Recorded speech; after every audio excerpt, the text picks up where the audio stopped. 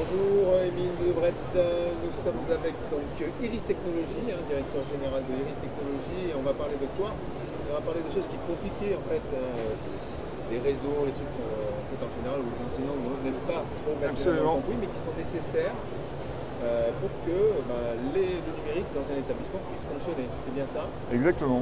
En fait, nous, on va vulgariser ce qui est compliqué pour vous. Voilà. Vous pouvez me rappeler un petit peu ce que fait la solution Quartz? Alors la solution Quartz, c'est une solution qui va permettre en fait, de rationaliser, sécuriser tout ce qui est réseau informatique des établissements scolaires. Écoles, collèges, lycées. Alors c'est un boîtier, c'est quoi? C'est une solution logicielle, ouais. Mais ça peut être aussi un boîtier, ça peut être aussi en mode SaaS, cloud. Vous avez toutes les possibilités. Alors quand on dit rationaliser, ça veut dire on va empêcher les élèves d'aller sur YouTube, sur Snapchat. Oui, vous avez. C'est quoi? Alors vous avez effectivement plusieurs briques qui permettent de sécuriser un réseau. La première, c'est l'authentification, c'est-à-dire que vous avez une base élève, après vous avez des login passwords pour pouvoir accéder à votre espace élève. Et puis après, vous avez la partie filtrage Internet, la partie aussi firewalling en fait. Ça c'est un peu plus technique, mais justement on va simplifier ces aspects-là. Mais le filtrage Internet pour empêcher les enfants d'aller sur Internet et d'accéder sur des sites interdits, pédopornographiques, les jeux, YouTube si c'est bloqué, enfin un certain nombre de choses. Pas bien de ça, ils ont leur smartphone.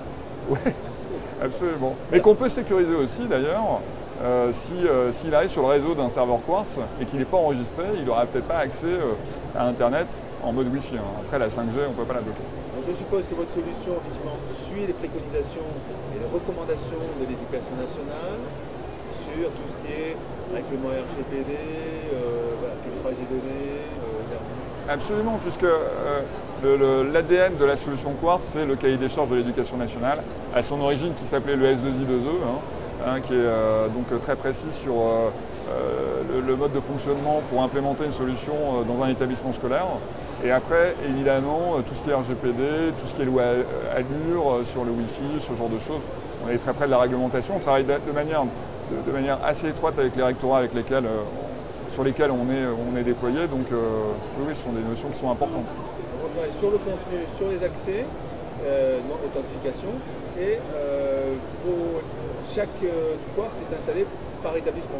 Oui, alors ce sont des solutions qui sont locales, qui permettent pour notamment les écoles qui sont éloignées des grandes on va dire, cités urbaines et qui n'ont peut-être pas des accès Internet très importants, de pouvoir quand même travailler en mode local sur leur serveur, enfin leur application. Donc c'est plus effectivement en mode local. Vos clients, c'est les collectivités? Oui, alors voilà, c'est simple. Aujourd'hui, on a 3 strates de clients. On a les écoles avec les mairies, les collectivités, mais aussi les comités de communes. On a donc les départements avec les collèges et les régions avec les lycées. Okay. Donc voilà, donc ce sont nos clients. Vous êtes implanté plutôt dans le nord de la France ou un peu partout? Alors on est évidemment fortement implanté dans le nord de la France puisque c'est historique et puis nous sommes nordistes, mais on est aussi assez déployé sur la Haute-Savoie, sur la Bretagne aussi, et aussi en Île-de-France, notamment dans le 93, où historiquement il y a eu beaucoup de déploiements des solutions Quartz. Ok. Merci. Merci à vous. C'est Madoise. 93, c'est Seine-Saint-Denis. Pire que moi. Seine-Saint-Denis, c'est? Je crois, oui. Val d'Oise. Je dirais que le Val d'Oise, c'est 95, non? Okay.